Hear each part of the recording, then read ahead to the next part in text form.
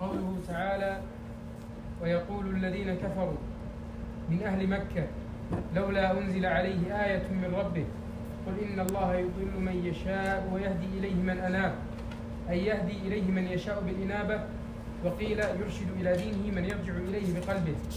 الذين آمنوا في محل النصب بدل من قوله من أناب، وتطمئن تسكن قلوبهم بذكر الله.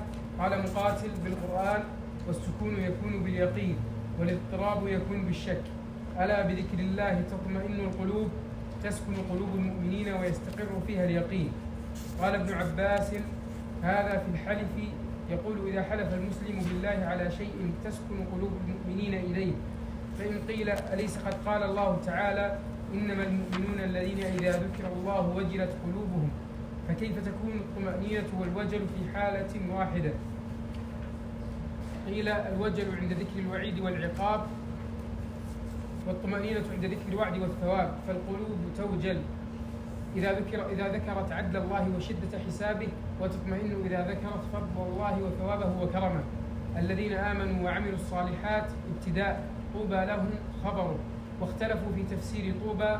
روي عن ابن عباس رضي الله عنهما: فرح لهم وقرة عين. وقال عكرمة: نعم مآلهم. وقال قتادة: حسنى لهم. وقال معمر عن قتادة: هذه كلمة عربية يقول الرجل للرجل: طوبى لك، أي أصبت خيرا. وقال إبراهيم: خير لهم وكرامة. وقال الفراء: أصله من الطيب، والواو فيه ضمة الطاء، وفيه لغتان. تقول العرب: طوباك وطوبى لك، أي لهم الطيب. وحسن مآب، أي حسن المنقلب. قال سعيد بن جبير عن ابن عباس رضي الله عنهما: طوبى اسم الجنة بالحبشية. قال الربيع: هو البستان بلغة الهند. وروي عن أبي أمامة وأبي هريرة وأبي الدرداء قالوا: طوبى شجر في الجنة تظل الجنان كلها. وقال عبيد بن عمير: هي شجرة في جنة عدن، أصلها في دار النبي صلى الله عليه وسلم. وفي كل دار وغرفة غصن منها لم يخلق الله لونا ولا زهرة إلا وفيها منها إلا السواد. ولم يخلق الله تعالى فاكهة ولا ثمرة إلا وفيها منها. تنبع من أصلها عينان، الكافور والسلسبيل.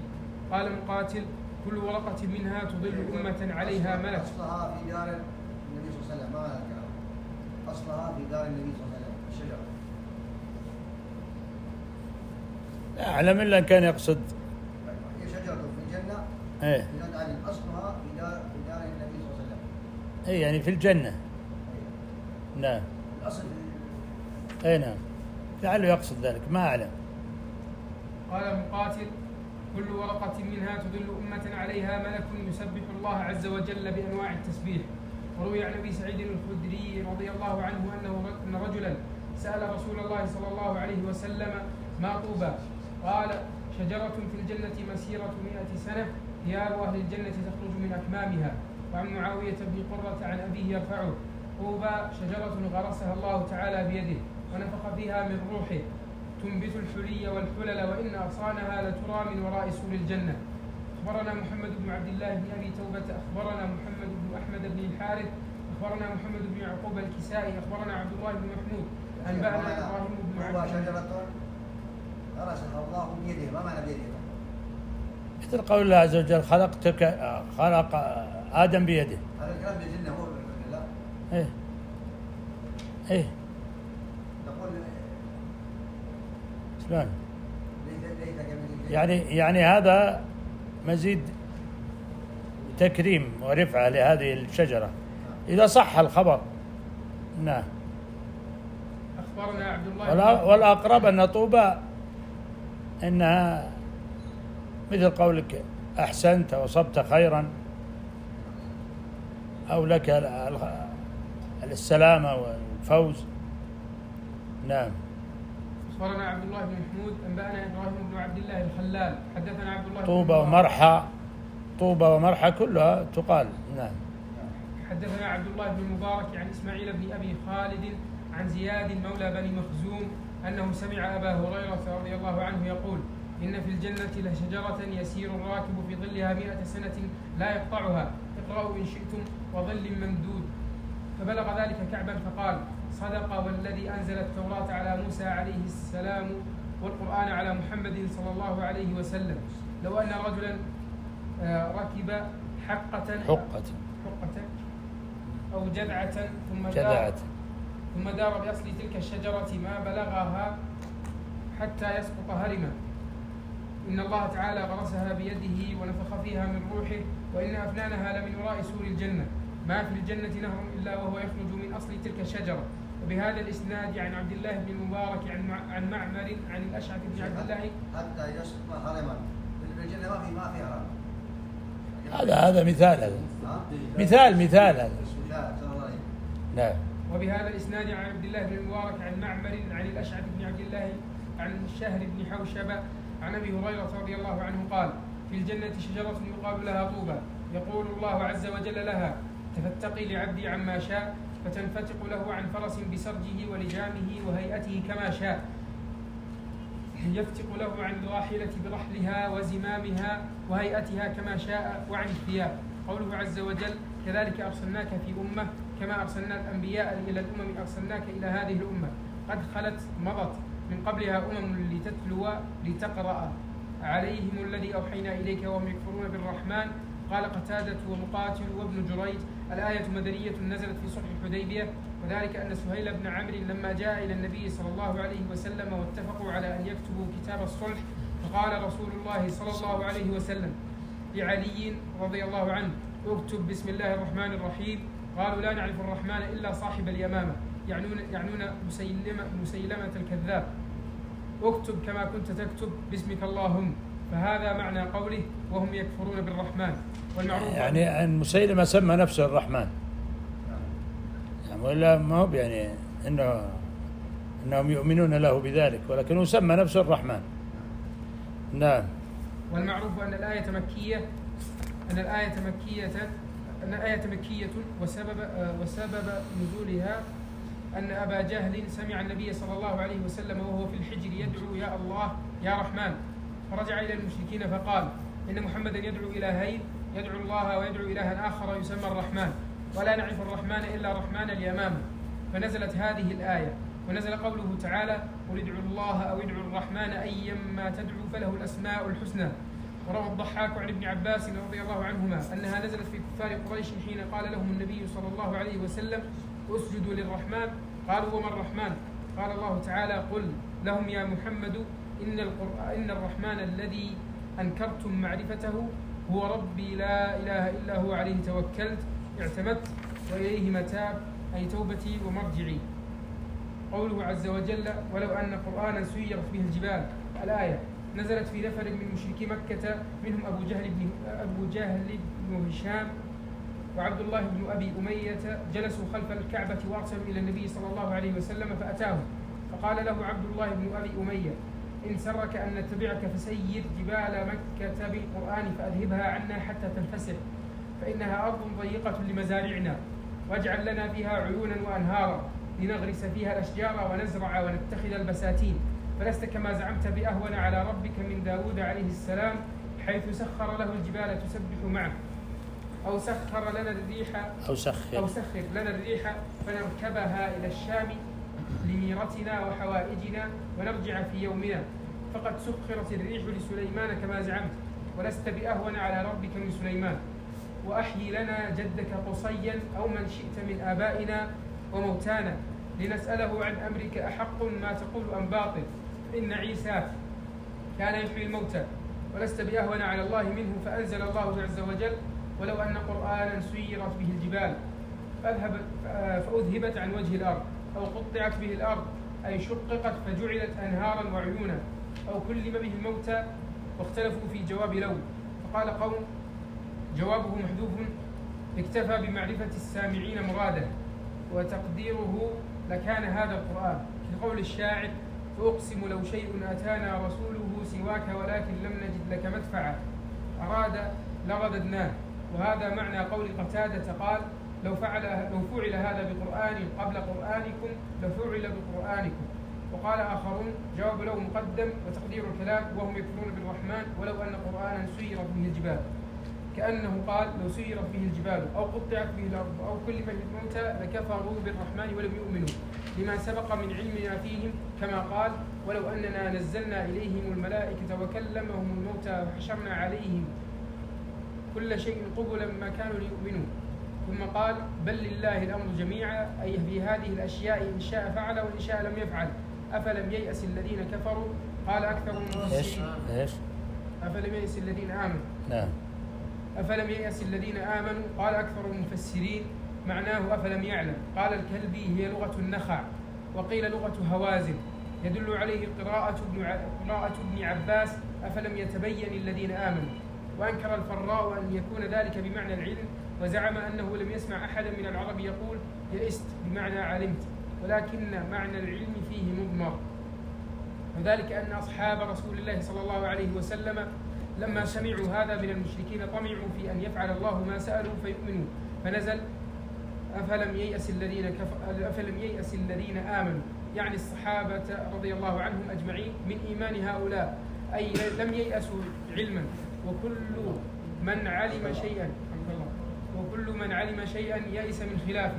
يقول: ألم يؤسهم العلم أن لو يشاء الله لهدى الناس جميعا، ولا يزال الذين كفروا تصيبهم بما صنعوا من كفرهم وأعمالهم الخبيثة قارعة، أي نازلة وداهية تقرعهم من أنواع البلاء، أحيانا بالجد وأحيانا بالسلب وأحيانا بالقتل والأسر. قال ابن عباس: أراد بالقارعة السرايا التي كان رسول الله صلى الله عليه وسلم يبعث إليهم، أو تحل يعني السرية والقارعة، يبعثهم إليهم أو تحل يعني السرية والقارعة قريبا من دارهم. وقيل أو تحل أي تنزل أنت يا محمد بنفسك قريبا من ديارهم حتى يأتي وعد الله قبل يوم القيامة. قيل يوم القيامة، وقيل الفتح والنصر وظهور رسول الله صلى الله عليه وسلم ودينه. إن الله لا يخلف الميعاد. وكان الكفار يسألون هذه الأشياء على سبيل الاستهزاء، فأنزل الله تسلية لنبيه صلى الله عليه وسلم: ولقد استهزئ برسل من قبلك كما استهزأوا بك، فأمليت للذين كفروا أمهلتهم وأطلت لهم المدة ومنه الملوان وهما الليل والنهار، ثم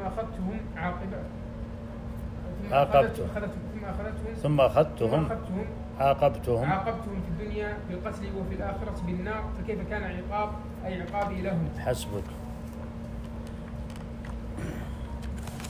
بسم الله الرحمن الرحيم. الحمد لله رب العالمين، صلى الله وسلم على نبينا محمد وعلى آله وصحبه أجمعين.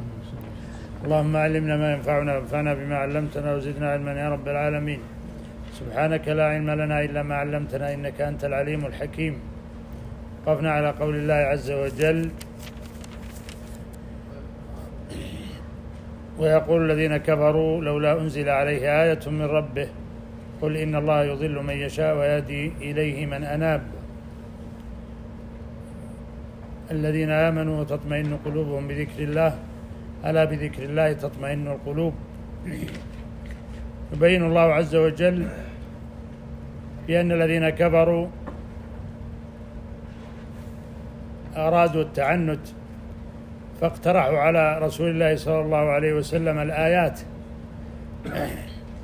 وهذا من سفههم وضلالهم، فإن الآيات آيات الرسول صلى الله عليه وسلم كثيرة، لو أنهم يريدون الحق ويستجيبون له، لكنهم إنما أرادوا التعنت، فعابهم الله عز وجل وذم حالهم فقال: ويقول الذين كفروا لولا أنزل عليه آية من ربه قل إن الله يضل من يشاء ويهدي إليه من أناب.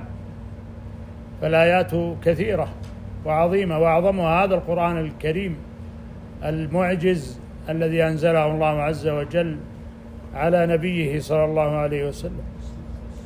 وبقي هذا القرآن غضا طريا كما نزل إلى قيام الساعة، حين يرفع في آخر الزمان، يرفعه الله عز وجل كما جاءت في ذلك الروايات.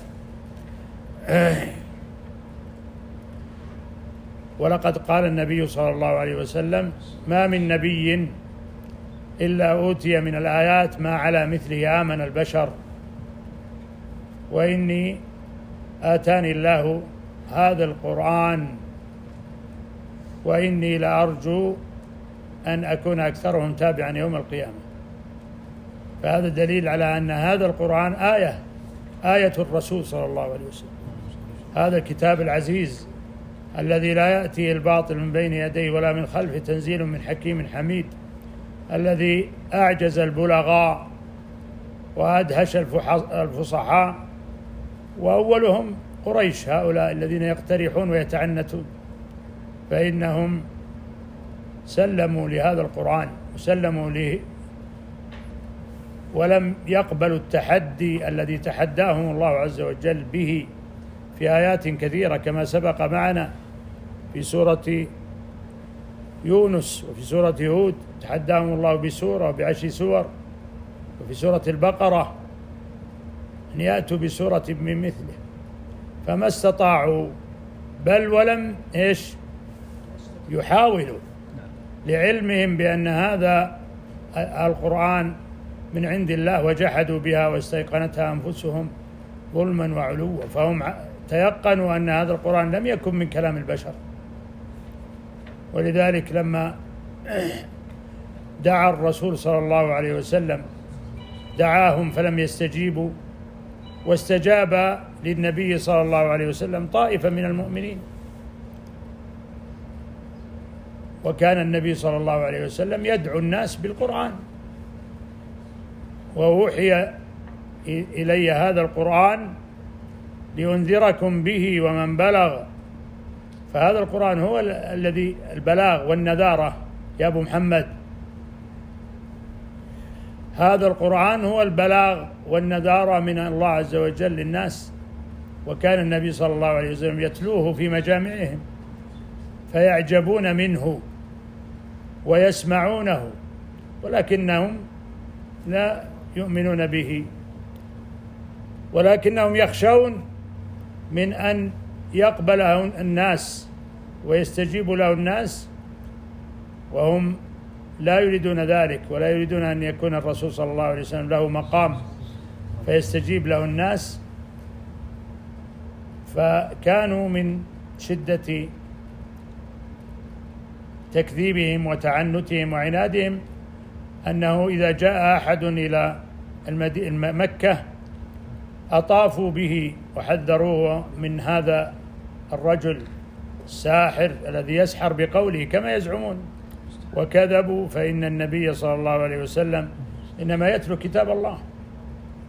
وقد هذا مر بقصص الصحابة رضي الله عنهم، من الطفيل بن عمرو وضع في أذنه القطن الكرسف حتى لا يسمع النبي صلى الله عليه وسلم، وأخذ يطوف، وكان النبي صلى الله عليه وسلم يتلو القرآن عند الكعبة، فتأمل وقال أنا الرجل الذي أعرف السحر وأعرف همهمة السحراء همهمة السحرة، وأعرف قول الشعر وما يأتي به الشعراء، فأسمع منه وأعرف. فألقى عن أذنيه الكرسف اللي هو القطن وذهب يسمع من النبي صلى الله عليه وسلم، فوقر في قلبه الإيمان. فكذلك هذا القرآن إذا كانت القلوب صالحة له فإن الله عز وجل يقذف فيها الإيمان به والاستجابة لأمره. أما إذا كانت متعنتة مستكبرة كما هو حال قريش التي تقترح على رسول الله صلى الله عليه وسلم الآيات، ويقول الذين كفروا لولا أنزل عليه آية من ربه، وأي آية أعظم من هذا القرآن لو أنهم يعقلون لو أنهم يؤمنون، لكنهم تعنتوا بها. فهذا القرآن أمره عظيم عجيب. وكما قال النبي صلى الله عليه وسلم في الحديث السابق أنه آيته التي خص بها صلى الله عليه وسلم دون سائر الأنبياء، فإن النبي صلى الله عليه الأنبياء السابقين ينزل عليهم الكتب كما هو معلوم، والقرآن يعني المقروء، وكان هذا القرآن سمي بالقرآن خصوصا، والقرآن أيضا يذكر على المقروء سواء كان زبورا أو إنجيلا أو توراة أو غيره أو صحف موسى. كلها تسمى قرآن. ولذلك ذكر عن داود أنه كان يقرأ القرآن.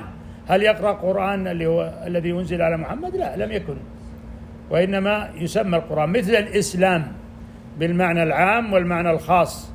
فالإسلام بالمعنى العام هو الاستسلام لله بالتوحيد والانقياد له بالطاعة والخلوص له من الشرك، وهذا دين الرسل جميعا. ولذلك يسمي الله عز وجل الرسل السابقين مسلمين. والإسلام الخاص هو دين محمد صلى الله عليه وسلم الذي ارتضاه الله لهذه الأمة وختم به الرسالات، ولا يقبل من أحد دينا سواه، ومن يبتغي غير الإسلام دينا فلن يقبل منه وهو في الآخرة من الخاسرين. فهذا القرآن الذي أنزله الله عز وجل على محمد صلى الله عليه وسلم آية عظيمة، آية عجيبة، وآية دائمة مستمرة. هل تنقطع؟ اترك الجوال يا أبو إبراهيم، اترك الجوال. هل تنقطع هذه الآية؟ لا تنقطع إلى أبدا. ولذلك قال النبي صلى الله عليه وسلم: وإني لأرجو أن أكون أكثرهم تابعا، لأن هذا القرآن مستمر، يهدي الله عز وجل به من اتبع الحق وطلب الحق واستجاب للحق. أما المكابرون المستكبرون المعاندون المتعنتون فلم ينفعهم وإن سمعوه وإن تلذذوا به. ومن أعجب الأمور أن من العرب اليوم من هو من النصارى يقرأ القرآن ويحفظ القرآن بعضهم ويستشهد بالقرآن. في واحد كان ألف مقامات عجيبة، من قرأها يحسب أن المؤلف مسلم لاستشهاده بالآيات، ولكنه نصراني. فسبحان الله، ليس كل من قرأ القرآن هداه الله عز وجل، فإن الله عز وجل يهدي يضل من يشاء ويهدي إليه من أناب. فنسأل الله أن يجعلنا من المنيبين إليه وأن يهدينا فيمن هدى. اللهم اهدنا فيمن هديت. الذين آمنوا وتطمئن قلوبهم بذكر الله، ألا بذكر الله تطمئن القلوب. الذين آمنوا طوبى لهم وعملوا الصالحات طوبى لهم وحسن مآب. وهنا يبين الله عز وجل أن الذين آمنوا مطمئن قلوبهم لأنهم متصلة قلوبهم بذكر الله عز وجل والثناء عليه وتسبيحه. وهذا الذكر شأنه عظيم، ذكر الله عز وجل شأنه عظيم في الإسلام، فإن الله عز وجل أمر به وحث عليه في آيات كثيرة من القرآن: يا أيها الذين آمنوا اذكروا الله ذكرا كثيرا. فدعا عباده المؤمنين أن يذكروا الله إيش؟ فقط ذكر؟ لا، بل كثيرا. وعاب على المنافقين الذين لا يذكرون الله إلا قليلا. فالمؤمنون يذكرون الله كثيرا والمنافقون يذكرون الله قليلا. فمن كان أكثر إيمانا كان أكثر ذكرا لله عز وجل. فنسأل الله أن يعيننا على ذكره وشكره وحسن عبادته. نعم، وخاصة في مثل الأيام الفاضلة كما ذكر عبد المجيد جزاه الله خير. فالأيام الفاضلة مثل هذه الأيام التي أرشد النبي صلى الله عليه وسلم فيها إلى الذكر، فأكثروا فيهن من التحميد والتهليل والتكبير، وهي أيام 10 ذي الحجة. ما من أيام العمل الصالح أحب إلى الله من هذه الأيام، يعني 10. قالوا: والجهاد في سبيل الله؟ قال: والجهاد في سبيل الله إلا رجل خرج بنفسه وماله ثم لم يرجع من ذلك بشيء. وقال النبي صلى الله عليه وسلم: فأكثروا فيهن من التحميد والتهليل والتكبير. وقال جل وعلا: أتل ما أوحي إليك من الكتاب وأقم الصلاة، تلاوة القرآن وإقامة الصلاة. إن الصلاة تنهى عن الفحشاء والمنكر. الصلاة تحجب الإنسان عن كل أمر سيء من فحشاء ومنكر. ثم قال بعدها: ولذكر الله أكبر، ولذكر الله أكبر. فذكر الله هو الأكبر والأعظم. وكل هذه الأعمال التي يعملها العبد كلها قائمة على ذكر الله، فالصلاة والصيام والقيام والحج والطواف والسعي بين الصفا والمروة كله قائم على ذكر الله، إنما جعل لإقامة ذكر الله، فذكر الله شأنه عظيم. ولذلك الله عز وجل أثنى على عباده المؤمنين الذين يذكرون الله في جميع أحوالهم، في جميع أحوالهم، الذين يذكرون الله قياما وقعودا وعلى جنوبهم، فهذه حالهم ذكر، ولسانهم دائما رطبا بذكر الله عز وجل. ولذلك كان النبي صلى الله عليه وسلم كما قالت عائشة رضي الله عنها عنه، كان النبي صلى الله عليه وسلم يذكر الله في جميع أحيانه، يعني في كل أحواله وأحيانه يذكر الله عز وجل. حتى إن الله عز وجل أمر بالذكر وحض عليه في موضع عصيب، وهو عند ملاقاة العدو والقرن، وهو العدو المقاتل. يا أيها الذين آمنوا إذا لقيتم فئة فاثبتوا واذكروا الله كثيرا. فالله عز وجل يأمر بذكره في مواضع كثيرة. وقد قال النبي صلى الله عليه وسلم: ألا أنبئكم بخير أعمالكم وأزكاها عند مليككم وأرفعها في درجاتكم وخير لكم من إنفاق الذهب والفضة والورق، أو الذهب والورق، وخير لكم من أن تلقوا عدوكم فتضربوا أعناقهم ويضربوا أعناقكم. قالوا: بلى يا رسول الله. شوف كيف أن الرسول صلى الله عليه وسلم شوقهم إلى هذا العمل العظيم الذي جعله أعظم من هذه الأعمال كلها، لما فيه لما يحبه الله عز وجل فيه من ذكره. فقال: ذكر الله. قال: ذكر الله. وكل هذه الأعمال كلها قائمة على ذكر الله عز وجل. قال: ذكر الله. رواه الترمذي. وجاء رجل إلى النبي صلى الله عليه وسلم وقال: يا رسول الله، إن شرائع الإسلام قد كثرت علي، فأخبرني بشيء أتشبث به. فأرشده النبي صلى الله عليه وسلم وقال: لا يزال لسانك رطبا من ذكر الله، لا يزال لسانك رطبا من ذكر الله. فنسأل الله أن يعيننا على ذكره وشكره وحسن عبادته. وقال النبي صلى الله عليه وسلم في الحديث الصحيح في البخاري: مثل الذي يذكر ربه والذي لا يذكر ربه مثل ايش؟ الحي والميت. فرق بين الحياة والموت، مثل الحي والميت. فالذي يذكر الله حي، والذي لا يذكر الله كالميت، نسأل الله العافية. فهذه الآيات والأحاديث كلها في شأن ذكر الله عز وجل. فينبغي يا أخواني أن نجتهد بأن يكون لساننا رطبا بذكر الله عز وجل. ومن أعجب الأمور وأعظمها يعني أن تكون في الذكر من مزاياه العظيمة. ماذا؟ ما هي مزية الذكر العظيمة؟ غير انشراح الصدر. صحيح، انشراح الصدر. ألا بذكر الله تطمئن القلوب كما ذكر الله عز وجل. لكن غيره لا، غيره في شيء ميزة عجيبة في الذكر ليست في غيره أبدا. عبادة سهلة في الصلاة. أيوة، أحسنت. يعني يذكر الله المقعد الذي على السرير الذي لا يستطيع أن يتحرك، لا يستطيع أن يذكر الله. إذن هذه العجيبة، يعني أن الله عز وجل جعلها يسيرة، ولكن على من يسر الله عز وجل. فلا تكلف شيئا. فأنت وأنت جالس وأنت نائم وأنت قائم وأنت صحيح وأنت معتل ومريض وأنت في شدة وأنت في كله تذكر الله عز وجل ولا يكلفك شيئا. فهو من أسهل الأعمال.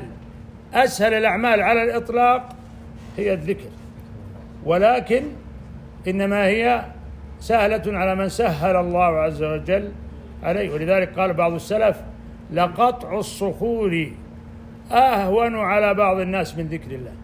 شوف كيف قطع الصخور أهون على بعض الناس، كما قال الله عز وجل: ولا يذكرون الله إلا قليلا.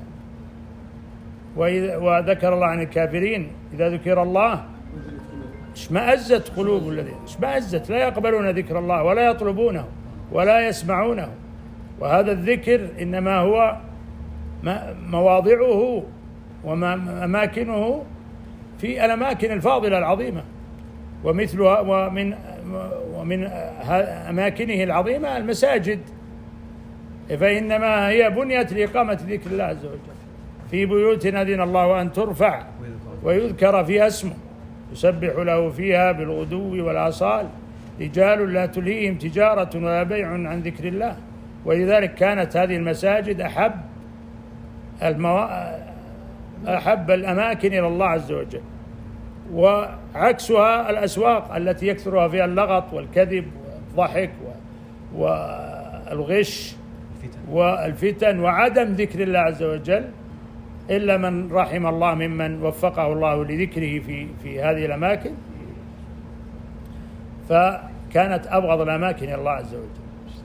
ولذلك قال النبي صلى الله عليه وسلم: ما اجتمع قوم في بيت من بيوت الله يتلون كتاب الله ويتدارسونه بينهم، فجعل المساجد محل اجتماع المؤمنين لذكر الله عز وجل بتلاوة كتابه ومدارسة كتابه. فإن هذه من الأمور العظيمة في الذكر، والمجالس الذكر خصها الله عز وجل بالفضل العظيم بهذا الحديث وغيره. وأن أرسل كما سبق معنا في دروس ماضية أن خص لها ملائكة سيارة تذهب تلتمس هذه المجالس لتحفها وتشاركها هذا الفضل العظيم، وتشهد لمن جلس فيها عند ربها عز وجل. فهذه كلها من فضائل ذكر الله عز وجل. الذين آمنوا وعملوا الصالحات، يعني هؤلاء طوبى لهم وحسن مآب. الذين آمنوا وعملوا الصالحات، ولذلك الله عز وجل كثيرا ما يقرن بالإيمان العمل الصالح: الذين آمنوا وعملوا الصالحات. فالإيمان ليس فقط ادعاء يدعيه الإنسان، بل لا بد أن يكون له أثر عملي، أثر على الجوارح. ولذلك كان مذهب السلف عليهم رحمة الله ورضوانه أن الإيمان قول باللسان واعتقاد بالجنان وعمل بالأركان، يزيد بالطاعة وينقص بالمعصية، يزيد بالطاعة وينقص بالعصيان، كما قال السلف رحمهم الله. فلذلك الذين آمنوا وعملوا الصالحات، فليس فقط إيمان. ولذلك المرجئة هؤلاء هم الذين قالوا الإيمان فقط في القلب ولا يضر مع الإيمان ذنب، وهذا كله باطل. فإن الإيمان لا بد أن يكون له أثر على على الإنسان بعمل يعمله وذكر يذكره، ويعني أعمال متنوعة صالحة تدل على صدق إيمانه. ولذلك يعني صدقة سميت صدقة تدل على صدق إيمان من تصدق. وكل ما كانت الأعمال خالصة الأخلص لله وكان أثرها أعظم في القلب والإيمان، إيمان العبد، فيجتهد العبد على الأعمال الصالحة. الذين آمنوا وعملوا الصالحات كثيرا في القرآن.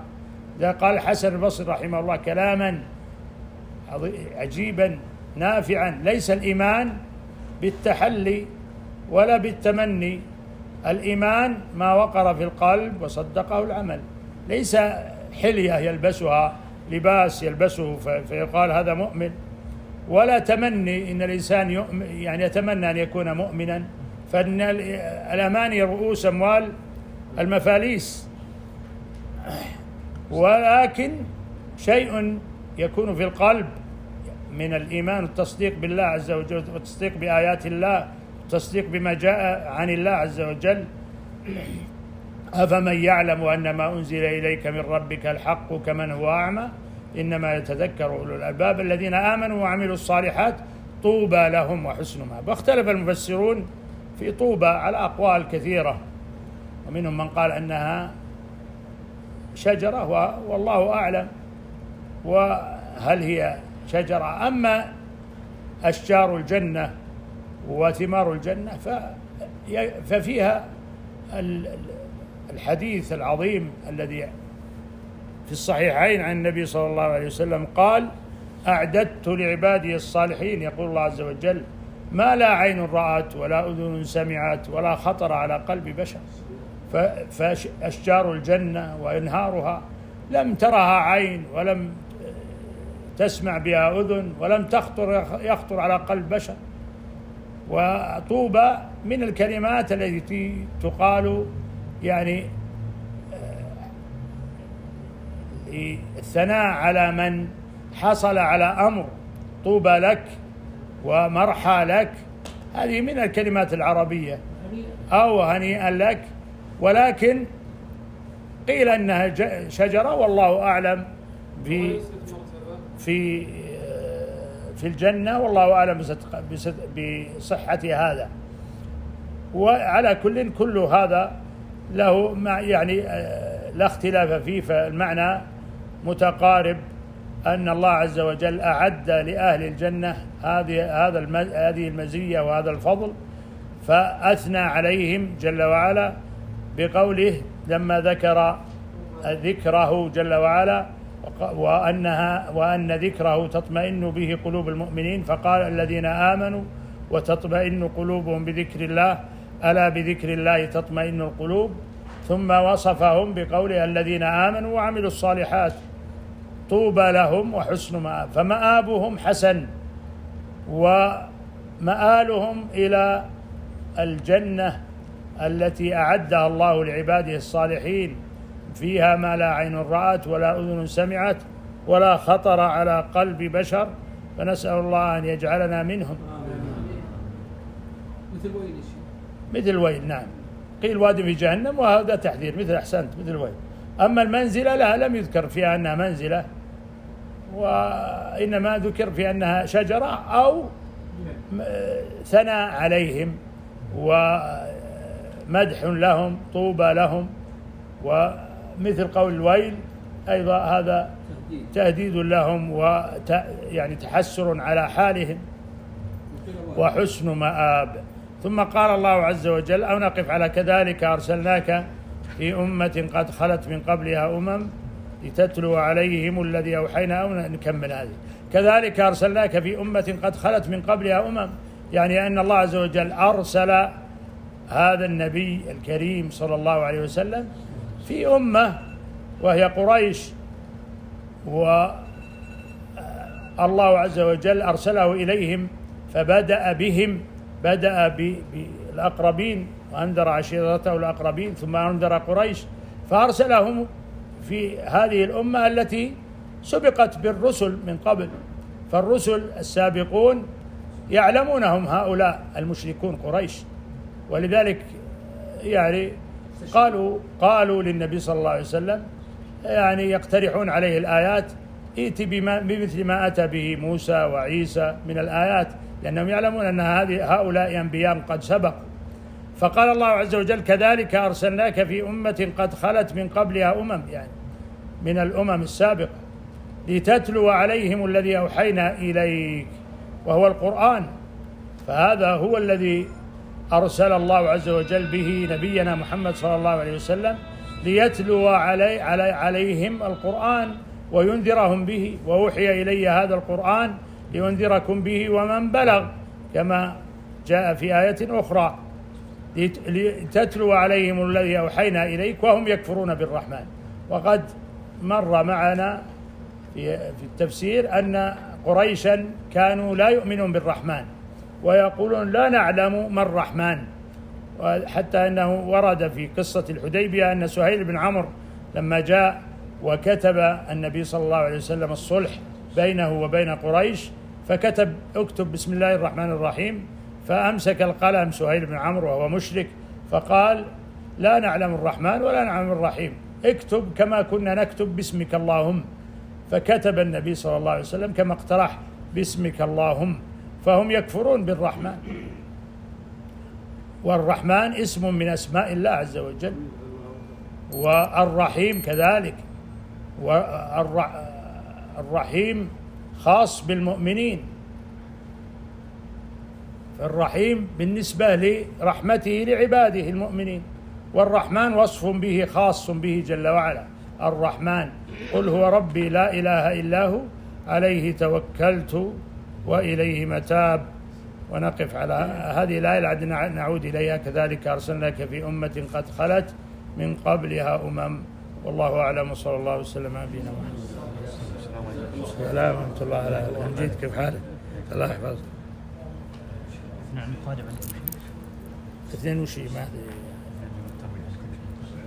ترويه فيه تروي فيه، لكن عرفه لو عرفه خلاص يعني عرفة تقفون لهم إن شاء الله. السبت لا السبت قادم.